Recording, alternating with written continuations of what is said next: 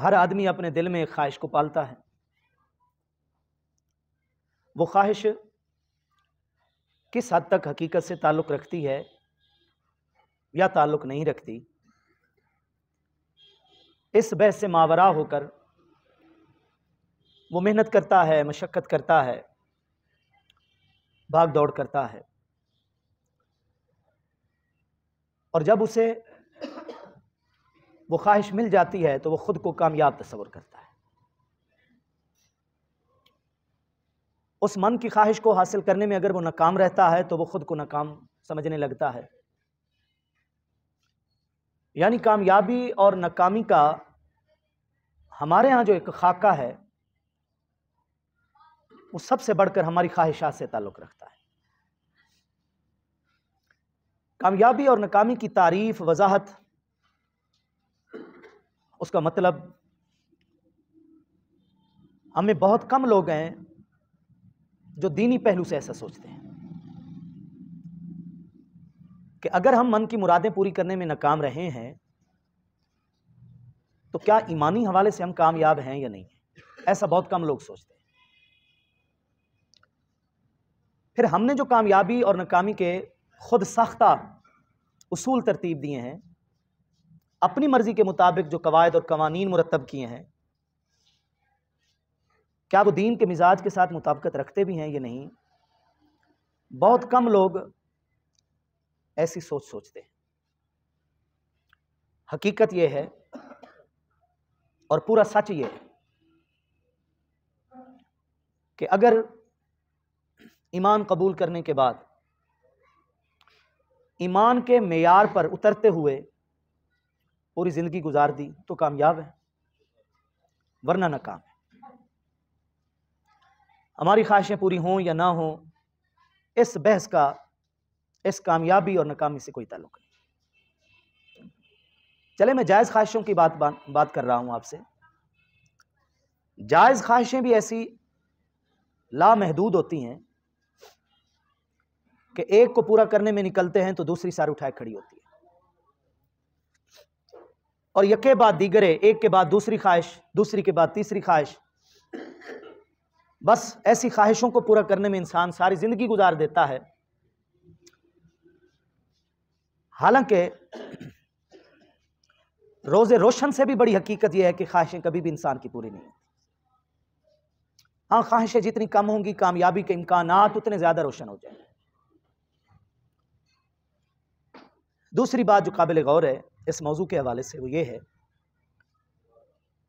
کہ کامیابی اور ناکامی کو ہم غلبے سے جوڑ دیتے ہیں.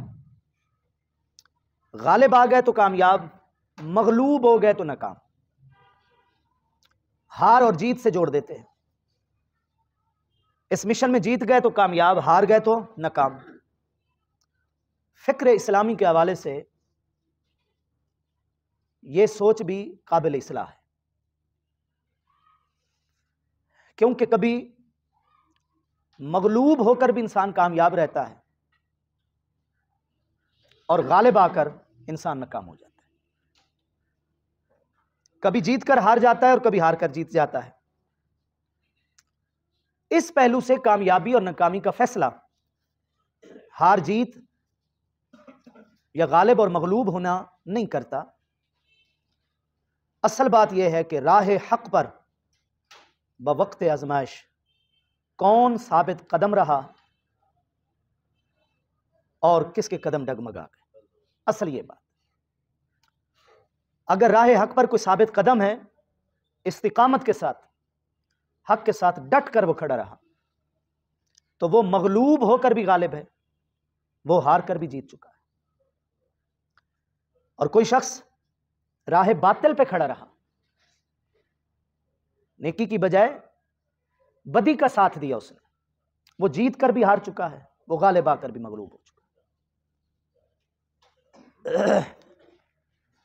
ہماری سوچ کے اوپر چونکہ مادی، معاشی اور مالی ترقی کا غلبہ ہے، اس لیے ہم کامیابی اور ناکامی کو بھی اسی پہلو سے ہی سوچتے ہیں.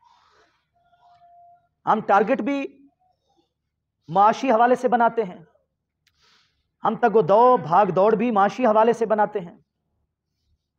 ہم اپنے مقصد میں کامیابی بھی مالی حوالے سے بناتے ہیں، اس لیے کچھ اور سوچنے کا ہمیں وقت نہیں ملتا۔ بات یہ ہے آپ سچ کو جانیں اور پھر سچ کے ساتھ کھڑے رہیں، اور سچ میں ہی سچوں کا اگر آپ ساتھ دیں آپ کامیاب ہیں۔ دنیا آپ کو ناکام سمجھتی ہے تو اسے ناکام سمجھیں،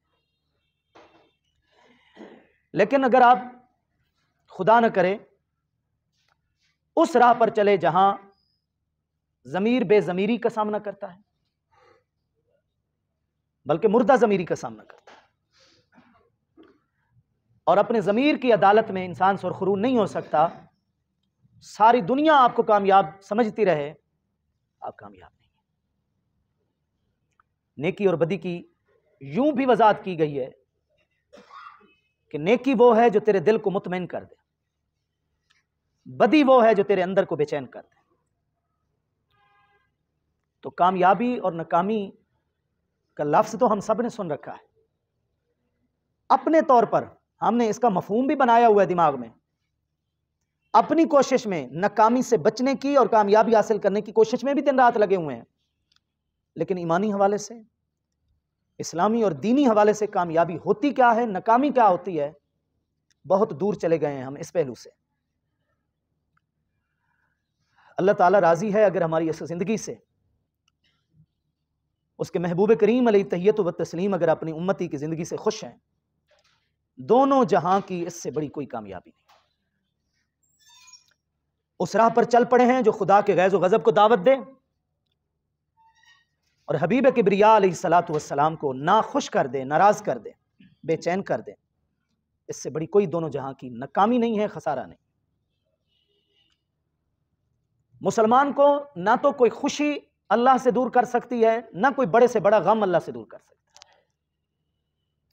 وہ خوشی میں آ کر اتراتا نہیں ہے، گھمنڈ اور تکبر نہیں کرتا، وہ غم کا سامنا کرتے ہوئے کبھی مایوسی کے اندھیروں کا مسافر نہیں ہوتا، خوشی میں اور جھک جاتا ہے اللہ کے آگے، عاجزی اور انکساری کو اپنا وتیرہ بنا لیتا ہے، اور غمی میں کبھی بھی صبر کا دامن نہیں چھوڑتا۔ یہ وہ مومن ہے جو اللہ کی بارگاہ میں مومن ہے، ضروریات زندگی کے لیے دنیا کا ساز و سامان بھی جمع کرتا ہے، لیکن دنیا سے کبھی محبت نہیں کرتا، اپنی زندگی سے ضرور پیار کرتا ہے لیکن موت سے ڈرتا نہیں۔ یہ وہ مومن ہے جو اللہ اور اس کے محبوب کی بارگاہ میں، وہ اتنا اپنے آپ سے مطمئن ہوتا ہے کہ اگر اسے اچانک قضا کا سامنا کرنا پڑے اور موت اسے آواز دے تو وہ کہے میں حاضر ہوں، کیونکہ وہ مطمئن ہوتا ہے اپنی زندگی سے۔ حقوق اللہ اور حقوق العباد کے حوالے سے وہ سرخرو ہوتا ہے۔ نشان مرد مومن باتو گویم چوں مرگ آیت تبسم بر لب اوست۔ اقبال کہتا ہے میں مرد مومن کی تجھے نشانی بتاتا ہوں، جب موت آتی ہے تو اس کے لبوں پر مسکراہٹ ہوتی ہے۔ یہاں تو ہم ڈر رہے ہیں، یہاں دنیا کی محبت کا اتنا غلبہ ہے کہ دین کی محبت اور ایمان کی محبت ہوتی کیا ہے ہم نے کبھی سوچنے کی بھی کوشش نہیں کی، اور اس سے بڑی کوئی ناکامی نہیں ہے۔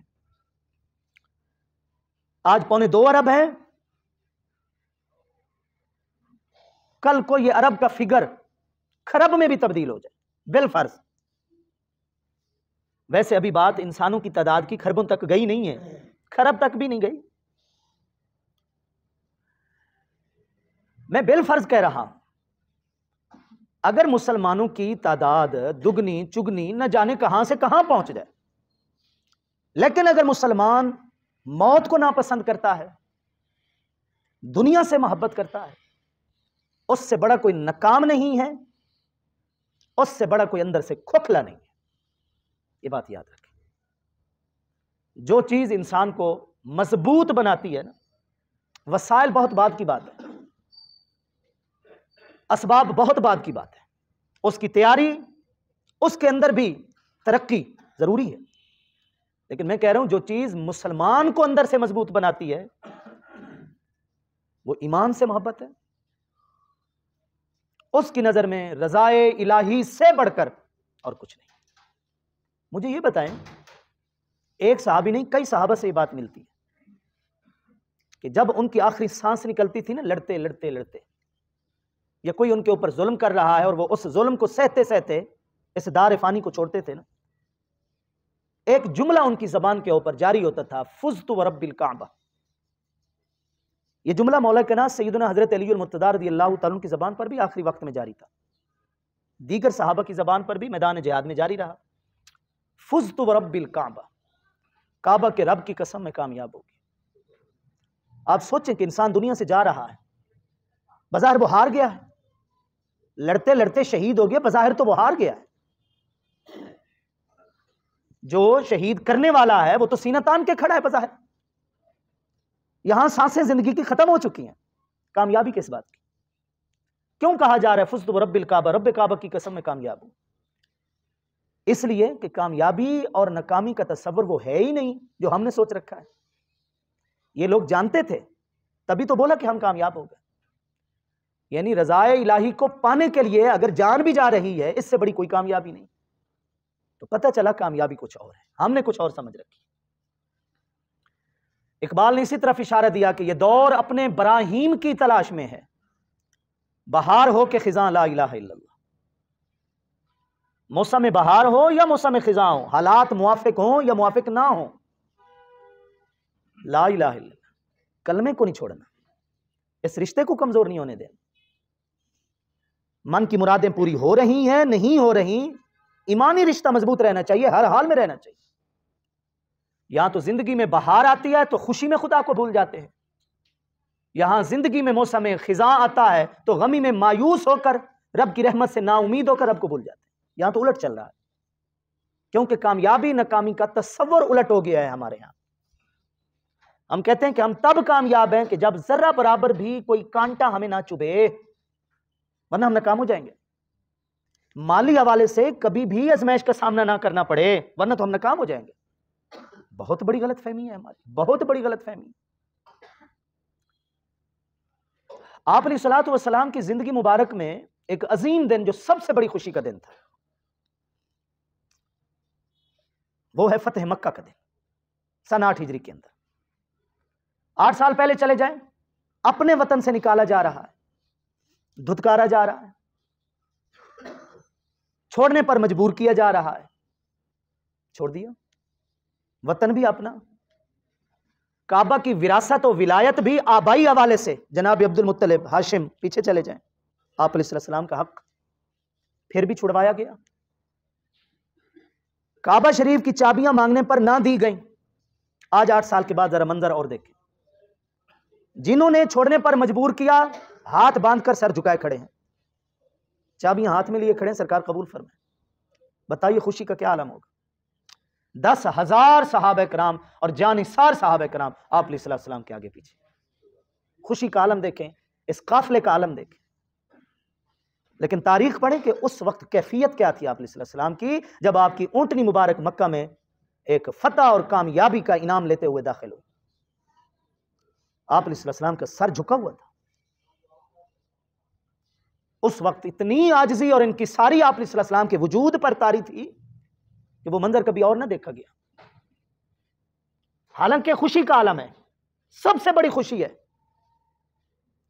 لیکن اس کے باوجود بڑی خوشی میں آپ علیہ السلام نے عاجزی اور انکساری کا سب سے بڑا مظاہرہ فرمایا. یہ ہمارے لیے بہترین راہ عمل ہے، نمونہ عمل ہے کہ اللہ کے محبوب کو ماننے والوں کو جب سب سے بڑی خوشی ملتی ہے، دل کا سکون ملتا ہے، وہ اور جھک جاتے ہیں اللہ کی بارگاہ میں. وہ اتراتے نہیں ہیں، وہ تکبر اور گھمنڈ میں نہیں جاتے. مراد ہے، خواہش ہے، اچھی ہے، جائز ہے، دین کے مطابق ہے، ناجائز تو ناجائز ہی ہے، میں اس طرف نہیں جا رہا. لیکن سمجھنے کی کوشش کریں کہ جب وہ خواہش پوری ہوتی ہے ہمارا ریئیکشن کیا ہوتا ہے، ہمارا رد عمل کیا ہوتا ہے. ماں باپ کے لیے سب سے بڑی خوشی یہ ہوتی ہے کہ وہ اپنے بچوں کا فرض ادا کر دیتا ہے، وہ اپنے بچوں کا فرض ادا کرتا ہے. 4 دن پہلے میں ایک دوست کے ساتھ ایک دکان کے اوپر بیٹھا تھا. میں نے اس سے اس کی اولاد وغیرہ کے بارے میں پوچھا. وہ لگتا بھی ہمارا ہم عمر ہے، تکڑا ہے، اپنا روزگار کاروبار ہے اور بچوں کا فرض بھی ادا کر رہا ہے. اور اس کے بعد جناب وہ بالکل آزاد، اور ایسا آزاد کہ بچوں کا بھی محتاج نہیں ہے. میں نے کہا یار تم جیسے دوستوں کی زندگی قابل رشک ہے. رشک آتا ہے کہ بچوں کا فرض بھی ادا ہو جائے اور بچوں کا بھی انسان محتاج نہ رہے، اپنے پاؤں پہ کھڑا رہے. بچے بھی اپنے ماں باپ کو اپنا محتاج نہ سمجھیں، اس سے بڑھ کر اور کیا ہے آج کی اس دنیا میں۔ لیکن مجھے بتائیں کہ بچوں کی خوشی، شادیاں، فرائض ادا کرنا، یہ ماں باپ کے لیے بہت بڑی خوشی کا عالم ہوتا ہے۔ خوشی کے ان لمحات میں ہم دین کے اوپر کتنا چل رہے ہوتے ہیں۔ ایک چھوٹی سی مثال ہر گھر کی ہے، اور دھجیاں کتنی اڑا رہے ہوتے ہیں شاعر اسلام کی، اسلام کی نشانیوں کی، مذاق کتنا اڑا رہے ہوتے ہیں اپنے دین کا سر عام۔ اس سے پتہ چلا کہ ہم نے نہ خوشی میں جینا سیکھا ہے نہ غمی میں جینا سیکھا ہے۔ کون سا جینا؟ جو اسلام کے مطابق ہے، جو دین کے مطابق۔ آپ علیہ السلام کو زندگی کی سب سے بڑی فتح حاصل ہوئی ہے، سب سے بڑی خوشی حاصل ہوئی ہے۔ سب سے بڑے دشمن سر جھکائے کھڑے ہیں، ہم ہار گئے اور آپ جیت گئے۔ ذرا تھوڑا سا سوچے اس وقت قلب کی کیفیت کیا ہوتی ہے، اندر کا عالم کیا ہوتا ہے۔ خوشی سے انسان پھولے نہیں سما رہا ہوتا، پاؤں زمین پہ ٹک نہیں رہی ہوتے، لیکن اللہ کے حبیب علیہ الصلوۃ والسلام اونٹنی پر تشریف فرمائے اور جھکتے ہی چلے جا رہے ہیں، سر کو جھکاتے ہی چلے جا رہے ہیں۔ اس سے پتہ چلا کلمہ گو مومن مسلمان وہ ہوتا ہے جو خوشی میں کبھی متکبر نہیں ہوتا، بلکہ اور اللہ کی بارگاہ میں جھک جاتا ہے۔ یہ ہے کامیابی۔ اور طائف کے واقعہ سے بڑھ کر آپ علیہ السلام کی زندگی میں کوئی اور ازمائشی واقعہ نہیں آیا۔ سیدہ عائشہ صدیقہ رضی اللہ تعالی عنہا نے ایک مرتبہ پوچھا، یا رسول اللہ صلی اللہ تعالی علیہ وآلہ وسلم، یہ بتائیں کہ آپ کی زندگی میں کوئی ایسا واقعہ پیش آیا جسے آپ نے کبھی بھولا نہ ہو، بھلا نہ سکے ہوں جس کو آپ علیہ السلام نے فرمایا، ہاں، طائف کا واقعہ۔ کس محبت کے ساتھ، کس خلوص دل کے ساتھ آپ علیہ السلام خدا کی مخلوق کو خالق کی طرف بلانے گئے، اور ظالموں نے کتنی ناقدری کی۔ وہ جسم مبارک آپ علیہ السلام کا جس پر کبھی مکھی نہیں بیٹھی، اس جسم مبارک سے لہو رسنے لگا۔ آپ بتائیں اتنا ظلم؟ اس واقعہ کو کبھی آپ علیہ السلام بھلا نہیں سکے۔ یہ انتہا درجے کی ازمائش کا ایک واقعہ تھا جو آپ علیہ السلام کو پیش آیا۔ ہمیں بھی اپنی زندگی میں نہ جانے کیسی کیسی ازمائشوں کا سامنا کرنا پڑ رہا ہے، کیا ہے، کرتے رہیں گے، آپ سب بیٹھے ہیں، لیکن اس سے بڑی ازمائش کا سامنا ہم نہیں کر سکے، اور زندگی میں شاید کبھی ایسا واقعہ پیش بھی نہ آئے۔ بات یہ ہے کہ زندگی جب کبھی بھی کسی بھی ازمائش سے گزرے تو اللہ کے حبیب علیہ الصلوۃ والسلام کی زندگی مبارک کا نمونہ کیا ہے؟ آپ علیہ الصلوۃ والسلام نے اس موقع پر صبر کا دامن نہیں چھوڑا۔ آج صحابہ کرام کی زندگیاں پڑھیں، تابعین کی زندگیاں پڑھیں، تبع تابعین کی سوانح حیات پڑھیں، قبیلے ڈھونڈیں، ان کے خاندانوں کو دیکھیں، کتنے لوگ ہیں جو دامن اسلام میں ہیں اور ان کا تعلق طائف کی سرزمین سے ہے، انہی لوگوں کی اولاد سے ہے جن لوگوں نے آپ علیہ السلام کی ناقدری کی تھی۔ اور یہی بات اس وقت آپ علیہ السلام نے عذاب دینے والے فرشتے سے فرمائی تھی کہ چھوڑ دیں، یہ نہ صحیح لیکن ان کی نسلیں تو میرے دین میں داخل ہو جائیں گی۔ اور اس وقت عذاب اگر آنا تھا تو ایسا آنا تھا کہ صفحہ ہستی سے طائف کا نشان بھی مٹ جانا تھا، ختم، بالکل نام و نشان بھی مٹا دیا جانا تھا۔ لیکن وہ نسلیں کیسے پیدا ہوتی ہیں جن نسلوں نے دامن اسلام میں آنا تھا؟ میں نے ایک واقعہ خوشی کا آپ کے سامنے رکھا ہے اور ایک واقعہ ازمائش کا آپ کے سامنے رکھا۔ ہماری زندگی بھی ان دو واقعات سے جڑی ہے، کبھی ہمیں خوشی کا سامنا ہے، کبھی ہمیں غم کا سامنا ہے۔ ہم خوشی میں یہاں تک حد کراز کرتے ہیں کہ خدا کو بھول بیٹھتے ہیں جس نے خوشی عطا کی، ہم غم میں اس حد تک رحمت الہیہ سے مایوس ہو جاتے ہیں، اس مالک کو بھول جاتے ہیں جس نے غم کے اندر ہمیں صبر عطا فرمانا ہے۔ تو میرا بھائی، جس سے خوشی میں بھی جینا آ گیا ہے نا اور ازمائش میں بھی جینا آ گیا ہے، وہ کامیاب شخص ہے۔ کامیابی اور ناکامی کا تصور اس طرح ہم سمجھنے کی کوشش کریں۔ آخر ایسا کیوں ہے کہ ایک شخص سب کچھ کھو کر کہہ رہا ہے کہ میں کامیاب ہوں؟ آخر ایسا کیوں ہے کہ دنیا جہاں کی ہر نعمت دے دی گئی ہے اور رب فرما رہا ہے ذالک هو الخسران المبین، اس سے بڑھ کر تو کوئی ناکامی نہیں ہے؟ ایسا کیوں ہے؟ مجھے بتائیں۔ جن کے پلے کچھ نہیں رہا خدا ان کو کامیاب فرما رہا ہے، جن کے خزانے بھرے ہوئے تھے خدا ان کو ناکام فرما رہے ہیں۔ آخر ایسا کیوں ہے؟ ذرا قرآن کی زبان سے سمجھنے کی کوشش کریں نا کہ کامیابی اور ناکامی کسے کہا جاتا ہے۔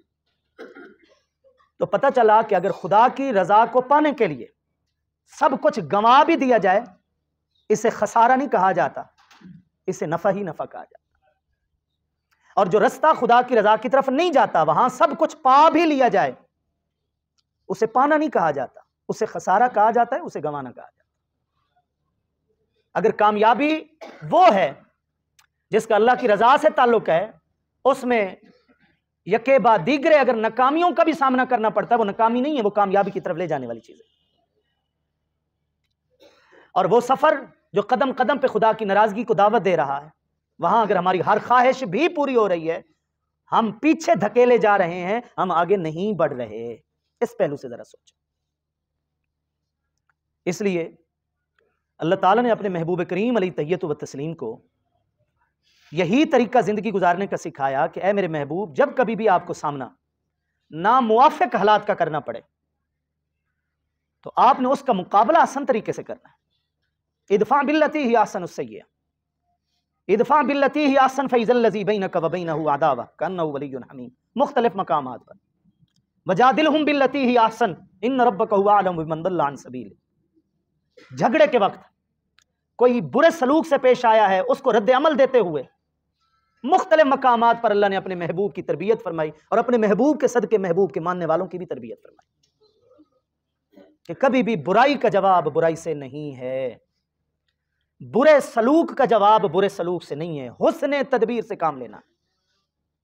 ہو سکتا ہے دشمن تمہارا جگری دوست بن جائے، نہ بھی بنا تو تمہیں تو بروز حشر حسن تدبیر کی جزا دی جائے گی، تمہیں تمہاری محنت عطا کی جائے گی، اس محنت کو ضائع نہیں کیا جائے گا۔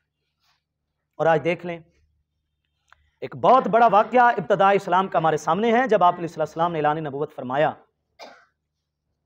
تو حج کے موسم میں جب باہر کے قبیلے آیا کرتے تھے، باہر کی قومیں آیا کرتی تھیں، یا کوئی تجارتی میلہ لگا کرتا تھا نا، باہر کے لوگ جمع ہوتے تھے، بھرپور کوشش ہوتی تھی کفار مکہ مشرکین عرب کی، وہ لوگوں کے کان بھرتے تھے آپ علیہ السلام کے خلاف کہ بھئی مکہ کے اندر ایک آدمی ہے، بڑا جادوگر ہے، میاں بیوی کے درمیان، اولاد اور ماں باپ کے درمیان دراڑیں ڈال کے رکھ دیتا ہے، اس کا جادو، بچ کے رہنا ذرا اس سے۔ خوب کان بھرتے تھے۔ آپ علیہ السلام آگے آگے ہوتے تھے اور سگائی چچا ابو لہب پیچھے پیچھے ہوتا تھا، اس کی بات نہیں سننا، اس کی بات نہیں سننا، اس کی بات نہیں سننا، نعوذ باللہ نہ جانے وہ کیا کیا کہتا تھا۔ اور میرے آقا علیہ السلام کی حسن تدبیر ایسی تھی نا، رد عمل اتنا پیار بھرا تھا اور احسن طریقے سے تھا اور حکمت عملی اور مصلحت کے مطابق تھا، وہی مخالفت لوگوں کو حضور کے قریب کرتی چلی گئی۔ ایک سال بھی باہر کے لوگوں نے یہ بات سنی، اگلے سال تجارتی میلے پر آئے پھر یہی بات سنی، اس سے اگلے سال پھر یہی بات سنی۔ سمجھدار لوگ تھے، سوچنے لگ گئے کہ آخر ہے کیا اس شخص کے اندر، جب بھی آتے ہیں آخر اس شخص کی صحبت سے کیوں روکا جاتا ہے، کیوں نہ آج اس شخص سے جا کر ملتے ہیں جس کے خلاف سارے مکہ کھڑا ہوا ہے۔ اور مجھے بتائیں، جو حضور سے ملنے آئے، رحمت للعالمین کو پرکھنے آئے، اور وہ پھر رحمت کا حصہ نہ لے کر جائے، ایسا تو ہو نہیں سکتا۔ باہر مخالفت سنا کرتے تھے، دل کے اندر ایک تڑپ پیدا ہوتی تھی کہ آخر سارے لوگ مل کر کیوں ایک شخص کا مقابلہ کر رہے ہیں اور کیوں مخالفت کر رہے ہیں، کیوں ہمیں روک رہے ہیں۔ اور یہی جستجو، یہی تجسس جو ہے وہ حضور کی بارگاہ میں ان کو لاتا۔ آگے جب اخلاق کا عالم دیکھتے، خلق عظیم کے پیکر کو دیکھتے، شان کریمی کو دیکھتے، تو ان کو سمجھ آ جاتی تھی کہ اب سمجھ آئی ہے کہ اس کی مخالفت کیوں ہو رہی ہے۔ تو بات یہ ہے میرا بھائی، اپنی مرضی سے کبھی بھی کسی سلوک کا جواب نہ دیں، کسی بھی سلوک۔ جب آپ اللہ اور اس کے محبوب کی مرضی سے جواب دیتے ہیں نا، پھر وہ مرحلہ ہوتا تھوڑا صبر آزما ہے، لیکن اس کے جو فوائد اور نتائج سامنے آتے ہیں، پھر وہ دونوں جہاں میں فائدہ پہنچا جاتے ہیں۔ تو کسی بھی ناموافق حالت میں، آزمائش والی حالت میں، صبر کے ساتھ، حسن تدبیر کے ساتھ، اچھے لوگوں کے ساتھ، صلاح اور مشورے کے ساتھ اگر ہم اس بات کا جواب دیں یا اس رویے کا جواب دیں، اس کے نتائج مثبت ہوتے ہیں۔ اگر ہم جلد بازی میں، نفس امارہ کے بہکاوے میں، شیطان کی گمراہی میں، اور وہ رویے جو ہمارے ہاں رائج ہو چکے ہیں اس کے مطابق رد عمل دیتے ہیں نا جناب، پھر اس کا خمیازہ ساری عمر بھگتنا پڑتا ہے، پھر اس افسوس اور اس ندامت میں ساری عمر رہنا پڑتا ہے۔ تو وہ کامیابی حقیقی کامیابی ہے جسے اللہ تعالیٰ نے اور اس کے محبوب علیہ السلام نے کامیابی فرمایا، اور وہی ناکامی اصل ناکامی ہے جسے اللہ تعالیٰ نے اور اس کے محبوب علیہ السلام نے ناکامی کہا۔ اپنے خود ساختہ بنائے ہوئے اصول جو ہیں ان کو چھوڑ دیں، اور ہر چیز کو مادی حوالے سے، معاشی حوالے سے، مالی حوالے سے ناپنا اور اس پیمانے میں تولنا یہ چھوڑ دیں. بہت ساری چیزیں ہیں جن کا معاشی ترقی سے تعلق نہیں ہوتا، لیکن اگر وہ ہماری روحانی ترقی کا سبب بن جاتی ہیں تو اس کو بھی کامیابی کہا جاتا ہے.